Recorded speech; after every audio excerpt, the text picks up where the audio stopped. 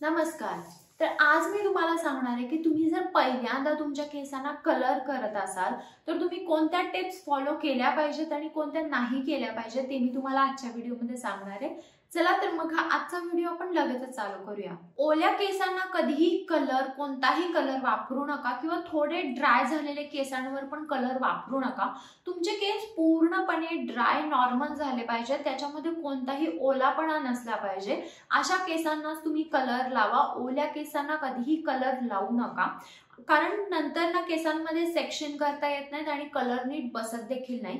त्यामुळे ओल्या केसांना कलर वापरू नका। जेव्हा पण तुम्ही केसांना कलर करणार आहे तेव्हा तुम्हाला कंडिशनर वापरायचं नाहीये, म्हणजे त्याच्या आधी जेव्हा तुम्ही हेअर वॉश करता तुम्हाला फक्त शॅम्पू करायचा आणि व्यवस्थितपणे तुमचं तेल घालवायचं आहे आणि तुम्हाला कंडिशनर वापरायचं नाही, कारण कंडिशनरने आपले जे केसांचे पोर्स असतात ते बंद होतात, सील होतात।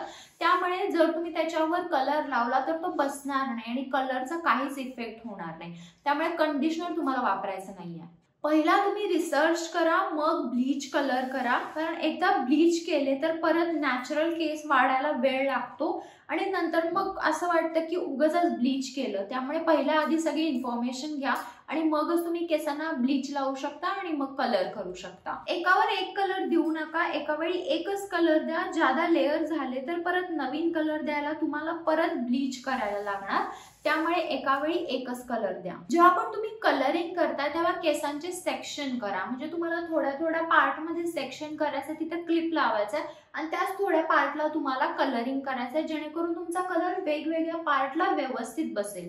जर तुम्ही असंच केस मोकळे ठेवून असं कलर करत गेला तर तो कलर नीट बसणार नाही, त्यामुळे सेक्शन करणं खूप गरजेचं आहे। केसांना 2 वेळा ब्लीच करा, जेणे कलर चांगला बसेल। केसांना टोनिंग करायला विसरू नका, ही प्रोसेस खूप इम्पॉर्टंट आहे। टोनिंगने येलो ऑरेंज अंडरटोन निघून जातात आणि ब्राईट व्हायब्रंट कलर मिळतो आपल्याला। हेअर कलर केल्यानंतर गरम पाणी केसांना वापरू नका, नेहमी गार पाणी वापरा, कारण जर तुम्ही गरम पाणी वापरलं तर तुमच्या केसांचा जो कलर आहे तो लवकर निघून जाईल आणि गार पाणी वापरलं तर नाही जाणार।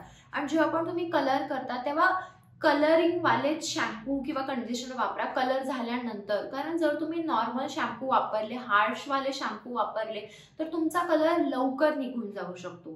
तर ह्या छोट्या छोट्या टिप्स आहेत। जर तुम्हाला कलर तुमचा लॉंग लास्टिंग ठेवायचा असेल तर ह्या छोट्या छोट्या टिप्स तुम्हाला फॉलो करायच्याच आहेत, नाहीतर एक 15 ते 20 दिवसातच तुमचा कलर निघून जाईल। तर हा होता आजचा माझा व्हिडिओ। तुम्हाला काही शंका असतील, काही कलरिंग बद्दल विचारायचं असेल, तुम्हाला कमेंट बॉक्समध्ये विचारू शकता। आणि हा व्हिडिओ जर आवडला असेल तर व्हिडिओ लाईक करा, शेअर करा आणि चॅनल सबस्क्राईब करायला विसरू नका। चला तर मग आपण लवकरच भेटूया एका नवीन व्हिडिओमध्ये। तोपर्यंत काळजी घ्या, बाय।